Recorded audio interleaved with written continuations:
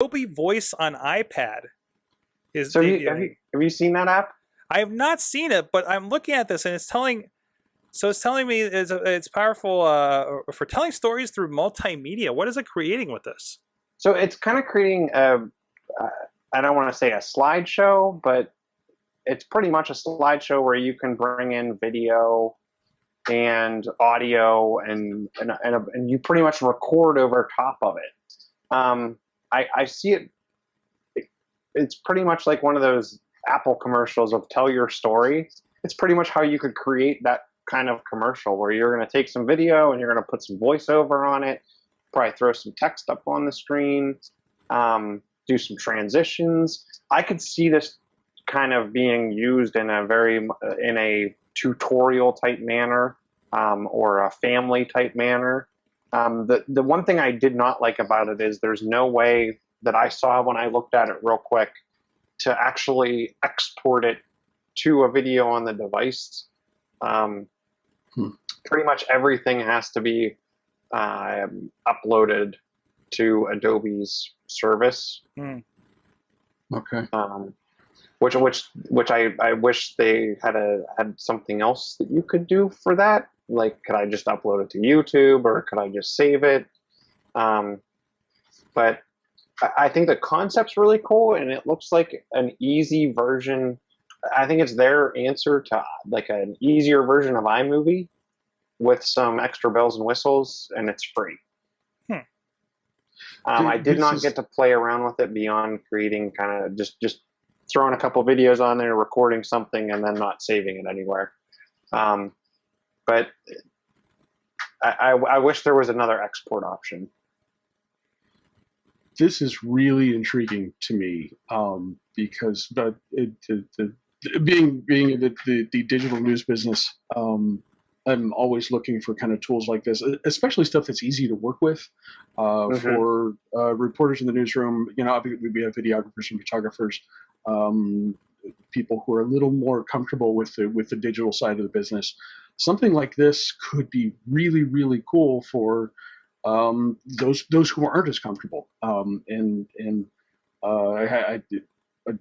I appreciate you saying talking about the export functions, because that's something obviously that would be really important to us. Although we have CS subscriptions floating around the newsroom, a couple of them, so that might work out for us. Okay, but this is something that I'm definitely going to look into. I think the applications for the news business, that could be a pretty cool thing.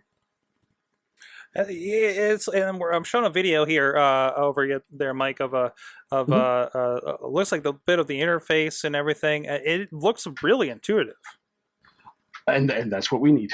Yeah, like it's definitely like taking a lot of the design options out for you, so that could be a lot of fun.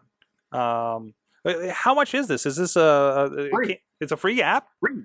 The app is completely free. I think the catch to it is if you want to save it, you have to have, I don't know if you have to have creative, I don't know if you download like Photoshop or a couple other apps that are kind of either pay or free on an iPad or whatever. I know it gives you the option to connect up to their version of the cloud. I don't know if people get free space. Yeah, you do. I know the I'm on whatever student and teacher one, which is funny since I have been a teacher for a while. But I know with mine, it's one of those like you get like basically every app, and you get 20 gigs of space on the Creative Cloud. So, but that's for paying for it. My question is if you're not paying. I don't know. So like I can go out on my iPad or my iPhone or even I think Windows 8 has kind of like a Photoshop Express. I can go out and download those for free or for a very small amount of money without having to be part of the Creative Cloud. And it does have kind of a, hey, log in with your Adobe account.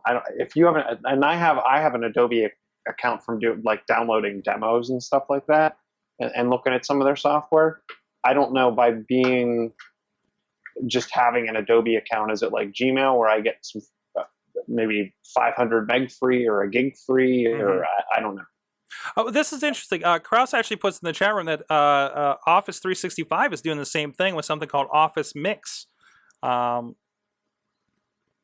I don't know if it's quite as intuitive, perhaps, but it's definitely an interesting.